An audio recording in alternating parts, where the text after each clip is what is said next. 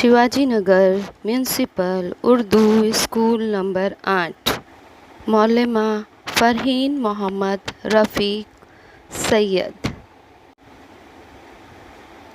जमात पंजुम जमात। नज़्म गंगा अल्फाज मायने। गंगा बहाना सखावत करना। सैराब होना पानी से भर जाना। पर्वत पहाड़। लालाजार बाग चमन।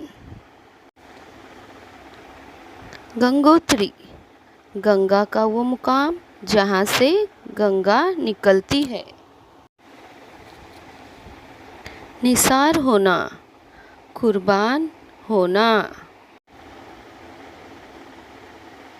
पहलू बदलना लहरा कर बहना। शुक्रिया।